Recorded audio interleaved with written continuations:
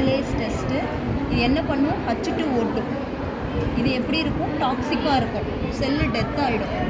இதுவே organism catalase அப்படின்ற என்சைமை produce பண்ணிச்சு அப்படின்னா இதை வாட்டர் ப்ளஸ் ஆக்சிஜனாக, இது நார்மலாக H2O2.